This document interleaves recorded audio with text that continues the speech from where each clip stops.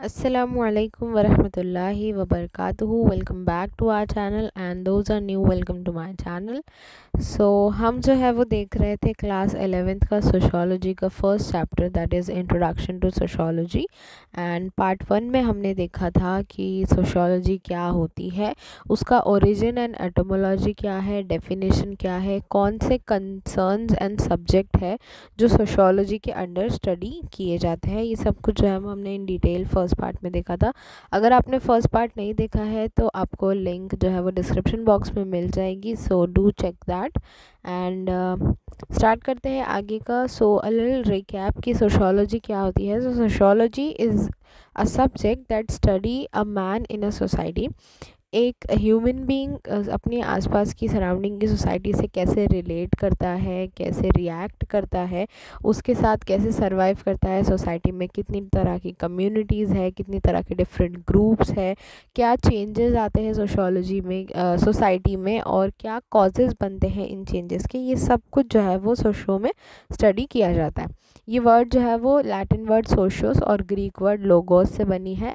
August comet जो थे उन्होंने वो फर्स्ट पर्सन थे जिन्होंने अपनी बुक में इस वर्ड को यूज़ किया था। हमने ये सारी चीज़ें पार्ट 1 में देखी थी। अब जो है वो हम लोग देखेंगे नेचर ऑफ सोशोलॉजी की। जो जैसा मैंने पहले भी कहा था कि आपको बहुत सी डेफिनेशंस मिलेगी बुक में। यहाँ पे एक और है कि it is a branch of knowledge that provides us information about social life of human being and the society. यानी एक ह्यूमन, उसकी सराउंडिंग लाइफ, उसकी सोसाइटी और सोसाइटी एट अ लार्ज की सोसाइटी कैसी है, क्या क्या एलिमेंट्स है उसके अंदर, और हर एलिमेंट की क्या फीचर्स है, क्या इश्यूज़ है, कैसे वो लोग एक दूसरे को इंटर रिलेट करते हैं, सोसाइटी को क्या प्रॉब्लम्स फेस हो रही है, सब कुछ। जो मतलब सोशोलॉजी की जो स्टडी है वो बाकी सोशल साइंस से काफ़ी डिफरेंट तरह की है, और क्या क्या है वो हम देखेंगे। सबसे पहले it is an empirical science. Empirical का मतलब होता है साइंटिफिक नेचर की, यानी कि इस सब्जेक्ट में, सोशोलॉजी के सब्जेक्ट में, क्योंकि ये सोसाइटी से रिलेटेड है, तो बहुत लोग ऐसे सोच सकते हैं कि सिर्फ जो है वो स्टेटमेंट्स दे दिए जाते हैं, बस ऐसे एक सिचुएशन को पढ़े देखे और हमने जैसे राय देते हैं वैसे एक बस ओपिनियन दे दिया जाता है, बट ऐसा नहीं है।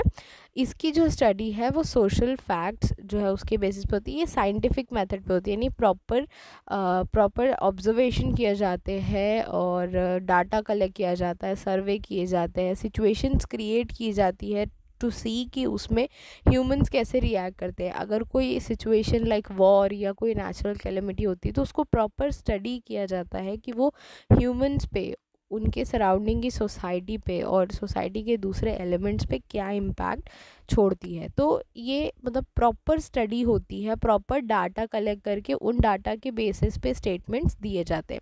This is not an arm chair philosophy कि ऐसा नहीं बस बैठे हैं और देख रहे और अब मतलब ओपिनियंस दे रहे, ऐसा नहीं है। पूरा जैसे बाकी सब्जेक्ट्स में स्टडी होती है बिल्कुल उसी तरीके से इसमें भी हर चीज़ को स्टडी किया जाता है, और फिर जो है वो ऑब्जर्वेशन, एक्सपीरियंस, एक्सपेरिमेंट्स, डाटा, सर्वे, इन सारी चीज़ों के बेसिस पे they give us the rules or the theories that is like the main themes of sociology. Next is it is a theoretical and applied science. So ये theoretical भी है, यानी कि ये प्योर साइंस भी है, इसमें थियरीज भी मिलेगी आपको, एक प्रॉपर नो कि एक रिटन पार्ट ऑफ सोशो भी मिलेगा, और आपको ऐसी भी चीज़ें मिलेगी जिसको आप अपने रियल लाइफ में, इन रियल सोसाइटी में अप्लाई कर सकते हैं। इसका जो है वो एक systematic development and formulation of sociological theory हुई है ऑन द बेसिस ऑफ, मतलब कैसा होता है कि जो एग्जिस्टिंग थेरीज है उनको स्टडी किया जाता है, फिर उनको अभी की सोसाइटी पे अप्लाई करके देखा जाता है that is it the same, और अगर वो सेम नहीं है तो उसके बाद उसको लेकर जो मॉडर्न सोसाइटी है उनको लेकर न्यू थेरीज जो है वो फॉर्मुलेट की जाती है। तो ये जो प्योर साइंस, जो ये थेरीज बनाने की जो सिचुएशन है, ये भी सोशोलॉजी में एग्जिस्ट करती है, बट ऑल्सो बहुत सी ब्रांचेस है सोशोलॉजी की जो हम आगे पढ़ेंगे, उसमें जो है वो मतलब उसमें जो नॉलेज मिलती है वो हम आपको जो है वो अपनी लाइफ में या लाइक करियर ओरिएंटेड वे में उसको अप्लाई कर सकते हैं सोसाइटी में।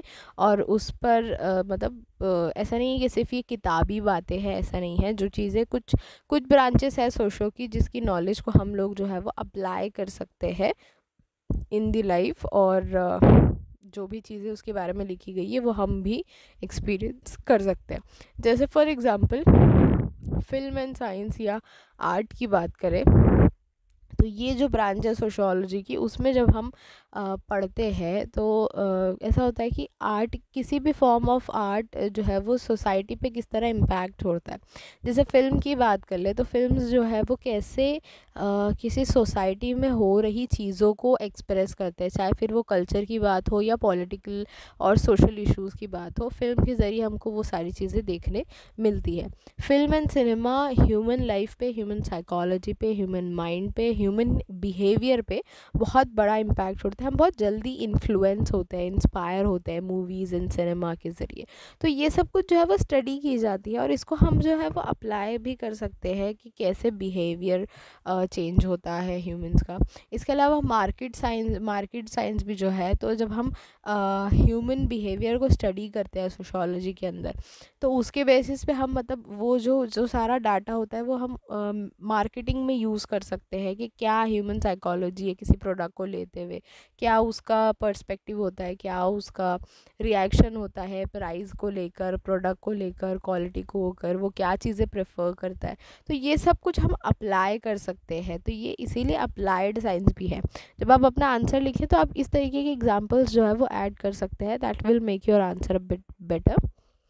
Next is it is a factual science, यानी कि फैक्ट बताती है, ये सोसाइटी की रियलिटी बताती है, what ever going on in the society वो कुछ बताती है। मतलब कि सोसाइटी एज इट इज़ बताती है, ऐसा नहीं कि वो ग्लोरीफाई कर रही है सोसाइटी को या ऐसा होना चाहिए था, वैसा नहीं। Okay, it gives a solution but first of all it identifies all the problems and reality of society, यानी society on the ground base, on the real basis कैसी है, अच्छाई तो अच्छाई, बुराई तो बुराई, सब कुछ जो है वो इसमें बताया जाता है। उसके बाद नेक्स्ट स्टेप में फिर जो है वो सॉल्यूशंस प्रोवाइड किए जाते हैं। For example sociology study the constructive part and destructive element in the society, यानी अच्छी चीज़ें भी बुरी चीज़ें भी, जो चीज़ें सोसाइटी को डेवलपमेंट की तरफ ले जा रही है वो चीज़ें भी, और ऐसे एलिमेंट्स भी जो सोसाइटी में नेगेटिव है या एवल एलिमेंट्स है, उनको भी स्टडी की जाती है। मोरल, इमोरल, ऑर्गेनाइज्ड, डिसऑर्गेनाइज्ड, हर एस्पेक्ट जो है सोसाइटी का वो स्टडी किया जाता है। उसके बाद है it is a holistic science. Holistic यानी पूरा, मुकम्मल, लाइक सब कुछ लेकर। तो ये सोसाइटी को एज अ होल पढ़ती है, ऐसे नहीं कि एक कम्युनिटी को पढ़ा, एक पार्ट को पढ़ा, एक कॉन्टिनेंट, एक सिर्फ वेस्टर्न कंट्रीज़ को पढ़ के छोड़ दिया, ऐसे नहीं। जो भी है उनको कंप्लीट स्टडी करती, एक स्पेसिफिक एस्पेक्ट या एक स्पेसिफिक सोसाइटी के तक अपने आप को लिमिट नहीं करती, बल्कि हर एस्पेक्ट ऑफ सोशल लाइफ जो है वो स्टडी की जाती है। नहीं, अगर आप किसी एक पर्टिकुलर सोसाइटी को पढ़ रहे हैं सोशियोलॉजी में, तो आपको उस पर जो है वो उनका लाइक उनकी लाइफस्टाइल, उनकी इकोनॉमी, उनकी पॉलिटिक्स, उनका सोशल लाइफ रहना, कम्युनिटी कैसी होती है, उसमें कौन कौन सी कम्युनिटीज़ है, रिलीजन कैसा है, सोशल ऑर्गेनाइजेशंस कैसी है, सब कुछ जो है वो आपको उसमें पढ़ा जाएगा। मतलब कि कंप्लीट सोसाइटी को स्टडी किया जाता है। Now will see emergence of sociology. So 5 ऐसी सिचुएशन थी उस ज़माने में, mid of the 19th century में 5 ऐसी सिचुएशंस इमर्ज हुई एट डिफरेंट टाइम, जिसकी वजह से ऐसे इश्यूज उठे जिनको स्टडी करते करते जो है वो sociology as a subject emerge हुआ। तो हम जो है देखेंगे क्या क्या कॉजेज़ थे, क्या क्या प्रॉब्लम्स उठी उसकी वजह से, और कौन से थिंकर्स इमर्ज हुए। सो 5 है: commercial revolution, industrial revolution, French revolution, scientific revolution and urbanization. But उससे पहले हम देखेंगे इनलाइटनमेंट पीरियड। सो यूरोपियन सोसाइटी में 18 सेंचुरी में जो है वो एक पीरियड गुजरा था जिसको इनलाइटनमेंट पीरियड बोला जाता है। ये यूरोप की हिस्ट्री का वो पार्ट है जहाँ पे सोशल लेवल पे, पॉलिटिकल लेवल पे, इकोनॉमिक लेवल पे बहुत बड़े बड़े चेंजेस आए थे। और उनमें जो दो सबसे बड़े चेंजेस थे वो थे फ्रेंच रेवोल्यूशन जो पॉलिटिकल था, और इंडस्ट्रियल रेवोल्यूशन जो इकोनॉमिक था। तो ये दो रेवोल्यूशन और इसके अलावा भी जो है वो डिफरेंट लेवल पे चेंजेस आए। तो ये पूरा पीरियड मतलब स्टार्टिंग टू एंड हर रेवोल्यूशन जो है वो कंबाइनली कॉल्ड इनलाइटनमेंट पीरियड। ये और 18 सेंचुरी के जो फ्रेंच फिलोसोफर्स थे उनको इसका बहुत बड़ा क्रेडिट दिया जाता है। अब इस सारी सिचुएशन में हुआ क्या, जो ट्रेडिशनल थिंकर्स थे मतलब जो एक ट्रेडिशनल माइंडसेट था उससे चेंज होके न्यू वेज, थॉट्स, अप्रोच वगैरह इमर्ज होने लगी। जो मतलब जो उनकी ट्रेडिशनल चीज़ें थी दे स्टार्ट क्वेश्चनिंग इट, क्योंकि पहला तो ये कि वो बहुत ज़्यादा लाइक रिलीजन डोमिनेटेड थी। उस ज़माने की society was everything about religion. जो हेड होते थे रिलीजन के, जो पोप या फादर होते थे, उनका कहा पत्थर की लकीर होती थी। तो वो आफ्टर अ पॉइंट लोगों को एक्सप्लॉइट करने लगे थे at the name of religion. जो कि फाइनेंशियली उनसे मतलब मांगना पैसे और हर चीज़ रिलीजन के नाम पे और रस्म व रिवाज के नाम पे। फिर उनको अलाउ नहीं होता था उनकी सैक्रेड बुक पढ़ने का, बाइबल पढ़ने का। तो इस तरीके की बहुत सी चीज़ें थी जिसकी वजह से लोगों का दिल उठता जा रहा था रिलीजन से, एंड दे स्टार्ट क्वेश्चनिंग कि ऐसा क्यों होता है, क्यों। They start asking why to everything. और वहाँ से फिर जो है वो वो जो क्वेश्चनिंग करने की चीज़ है, वो लोग लॉजिक ढूंढने लगे हर चीज़ में। तो वो जो ट्रेडिशनल माइंडसेट था वो हटने लगा और जो new ways of thoughts and approach है वो बढ़ने लगे थे। They start challenging the religion and authority.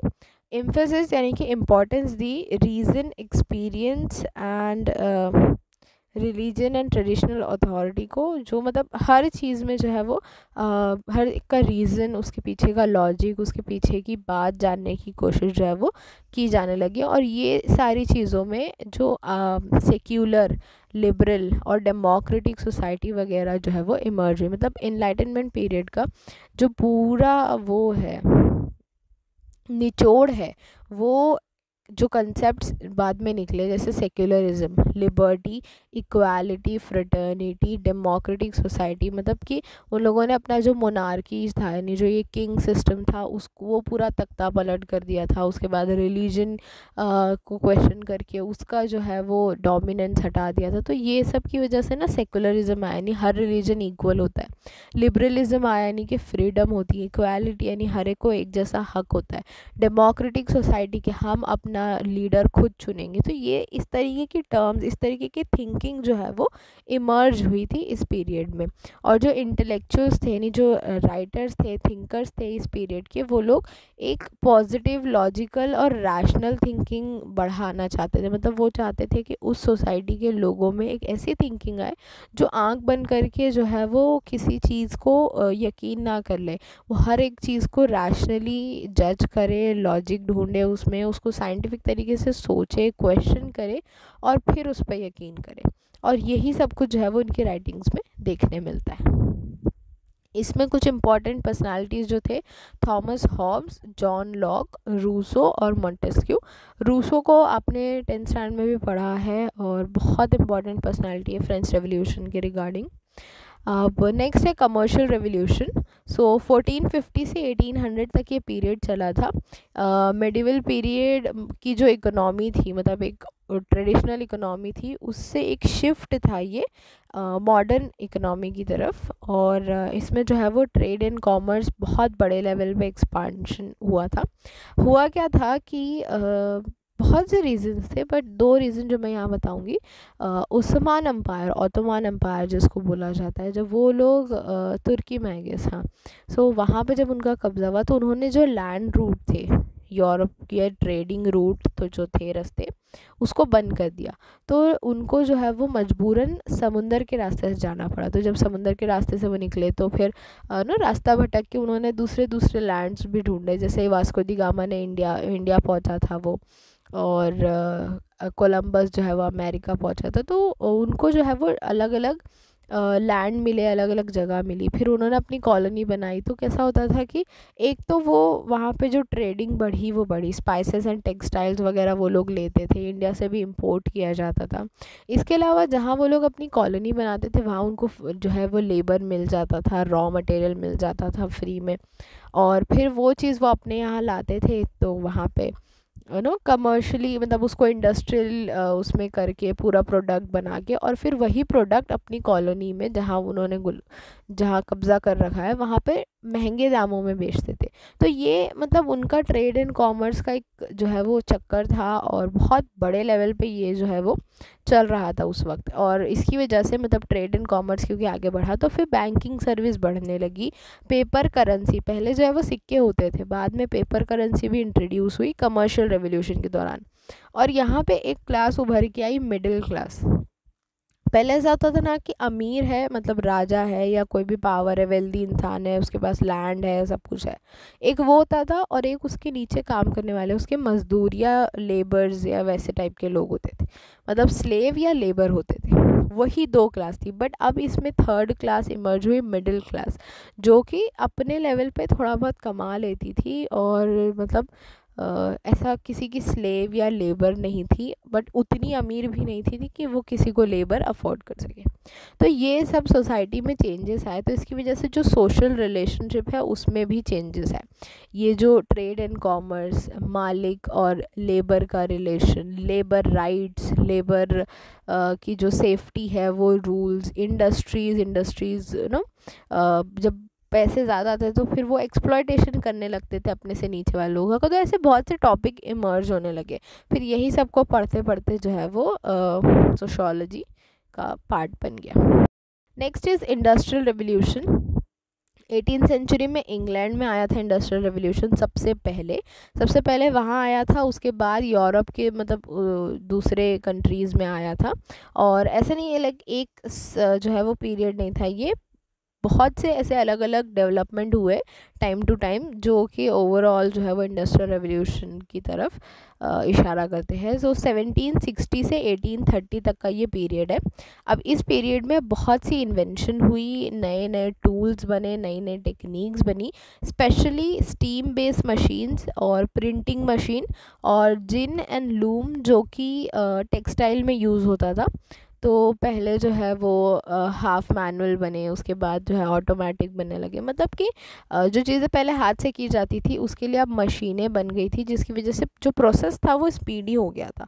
तो 1760 से 1830 तक के पीरियड में बहुत सी अलग अलग लेवल पे जो है वो इन्वेंशंस हुई। आपको आई थिंक 12th क्लास में आपको पूरे इन्वेंशंस की भी लिस्ट दी हुई है, विल सी इट देन। और इसकी वजह से क्योंकि मशीनें बनने लगी तो फैक्ट्री सिस्टम ऑफ प्रोडक्शन बनने लगा, मतलब मशीनें बनने लगी तो जो चीज़ें हाथ से बनती थी वो अब मशीनों में बनने लगी। तो प्रॉपर इंडस्ट्री, प्रॉपर फैक्ट्री उसकी जो है वो बनाई जाने लगी, और फिर वो फैक्ट्री सिस्टम इंट्रोड्यूस हुआ।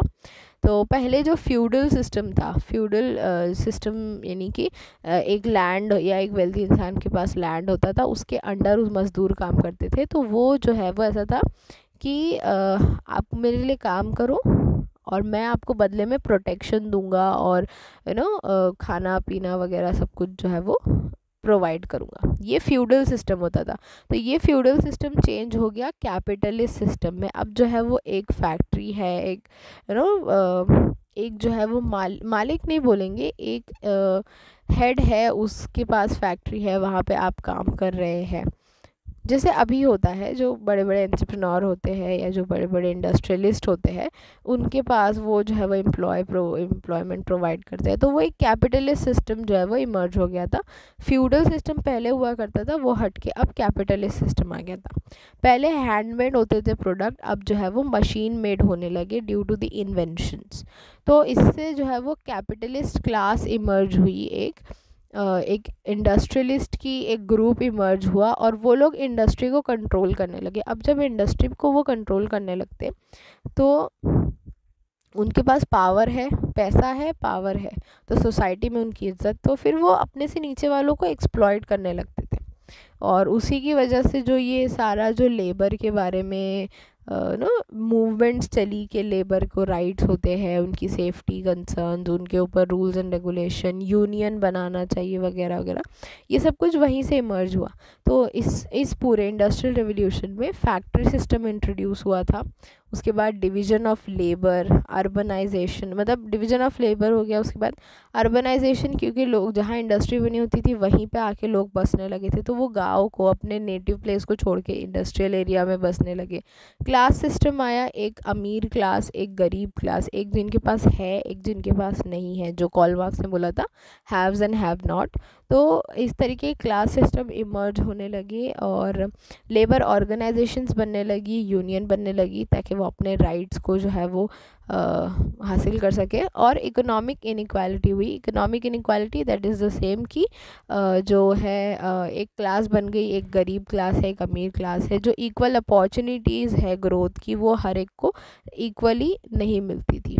इसमें जो इम्पोर्टेंट थिंकर्स इमर्ज हुए वो थे August Comte, Karl Marx, Emile Durkheim, Max Weber and Georg Simmel. Karl Marx को तो 10th स्टैंडर्ड में आप लोगों ने पढ़ा भी है, जिसमें उन्होंने बोला था कि सोसाइटी में दो ही तरह के लोग हैं, एक जिनके पास है और एक जिनके पास नहीं है। जिनके पास है वो दूसरों को एक्सप्लॉइट करते हैं। ये जो राइटर्स थे, इनकी जो राइटिंग थी उसका मेन कंसर्न था कि वर्कर की कंडीशन क्या है, ट्रांसफॉर्मेशन ऑफ प्रॉपर्टी और अर्बनाइजेशन, इस तरीके के टॉपिक्स जो है वो इन लोगों ने स्टडी किए। Next is French revolution. तो फ्रेंच रेवोल्यूशन पॉलिटिकल था। 1789 में ये स्टार्ट हुआ था और ये एक इमीडिएट फैक्टर है सोशोलॉजी के इमर्ज होने का। तो उस वक्त की जो सोसाइटी थी बहुत केओस था, बहुत डिस्टर्बेंस था, स्टेबल नहीं थी वो सोसाइटी। और ये मतलब उस चीज़ को स्टडी करते करते जो चीज़ें इमर्ज हुई वो उसी को क्लासिकल सोशोलॉजी बोला जाता है, क्योंकि ये एकदम बिगनिंग का पीरियड था। तो इन लोगों ने फ्यूडलिज्म का एंड किया। ये जो हमने अभी पढ़ा फ्यूडलिज्म, लैंड और लोअर रैंकर का जो रिलेशन था वो। उसके अलावा मोनार्की को ओवरथ्रो कर दिया, जो वहाँ पे किंग बेस्ड सिस्टम जो है हेरिडिटरी चला जाता था उसको भी उन्होंने जो है वो ख़त्म कर दिया और उसके बदले उन्होंने एक डेमोक्रेटिक सिस्टम इंट्रोड्यूस किया, यानी ये जो इलेक्शन बेस्ड सिस्टम है वो इंट्रोड्यूस किया कि हम जो है वो अपने लीडर खुद चुनेंगे। इसके अलावा इक्वालिटी, लिबर्टी एंड फ्रेटर्निटी, जो कि हमारे कॉन्स्टिट्यूशन का भी पार्ट है, इन सारे कंसेप्ट का जो स्टार्टिंग है वो फ्रेंच रेवोल्यूशन से हुआ था। और यूरोप में और इंडिया में जो है वो बहुत इन्फ्लुएंस है इन वर्ड्स का, इन कंसेप्ट्स का। इंडिया में स्पेशली, इंडिया में जो है वो प्री इंडिपेंडेंस एरा में ये सारी स्टडी जो ये सारे जो लिटरेचर है फ्रेंच रेवोल्यूशन वगैरह के, उसको पढ़ा जाता था, उससे इंस्पिरेशन ली जाती थी कि कैसे आप अपने हक के लिए जो है वो तख्ता पलट कर सकते हैं। तो इन वर्ड्स का जो है वो बहुत इम्पोर्टेंस है स्पेशली इंडियन हिस्ट्री में। अब देखेंगे साइंटिफिक रेवोल्यूशन। साइंटिफिक रेवोल्यूशन जो है वो एक रेनेसां पीरियड है 1300 to 1650 में, जहाँ पे मतलब इस पीरियड की फीचर ये है कि वहाँ पे पहले तो साइंस में इंटरेस्ट जो है वो बढ़ने लगा था और जो टेक्नोलॉजी थी वो एडवांस होने लगी थी। यहाँ पे भी बहुत से इन्वेंशंस हुए और क्वेश्चनिंग हुई, लॉजिकल वेज जो है वो हर चीज़ के लिए ढूंढा जाने लगा। और जो इस वक्त के, इस दौर के जो साइंटिस्ट थे, मुझे अभी ये नाम नहीं याद आ रहा है, बट इस वक्त के जो साइंटिस्ट थे और इस वक्त के जो कंसेप्ट्स दिए गए थे, गैलीलियो वगैरह जो थे, आई थिंक, हाँ, वो मतलब उस वक्त जो है वो साइंटिफिक्स को बहुत इज्जत की नज़र से देखा जाता था, बहुत ऑनर उनको जो है वो मिला और बहुत रिस्पेक्टेड पर्सनालिटी थे उस वक्त वो लोग। और ये लोग जो है तो इसी मतलब साइंटिफिक रेवोल्यूशन से जो सोशोलॉजिस्ट थे वो चाहते थे कि इस सब्जेक्ट को, सोशो को जो है वो साइंस की लाइंस पे बनाया जाए, यानी कि एक फैक्चुअल बेस, एम्पेरिकल नेचर वाला सब्जेक्ट बनाया जाए जो कि कुछ भी नहीं बोल रहा हो, मतलब जो भी स्टेटमेंट सोशो में दिए जा रहे हो वो प्रूव किए जा सके। और इसकी वजह से क्या होगा, जब हमारे पास किसी चीज़ को प्रूव करने की, प्रॉपर डाटा के साथ प्रूव करने की एबिलिटी होगी, तो हम ये जो लोगों का ब्लाइंड बिलीफ है, सुपरस्टिशियस है, ये सब चीज़ों को ख़त्म कर पाएंगे। तो यही वजह से ये लोग चाहते थे कि साइंस की लाइन पे सोशो का सब्जेक्ट डेवलप हो। So that is it for today and I hope आपको ये चैप्टर इतना अब तक समझ में आया होगा. If you have any doubt or reviews about this video, please do comment and video को लाइक करिए, शेयर करिए अपने क्लासमेट्स एंड स्टूडेंट्स के साथ, एंड चैनल को सब्सक्राइब कर दीजिए अगर अब तक नहीं किया है. If you have any query you can drop me an email at the email address, and also you can join me on telegram. आपको लिंक डिस्क्रिप्शन बॉक्स में मिल जाएगी. So thank you very much for watching. Take care.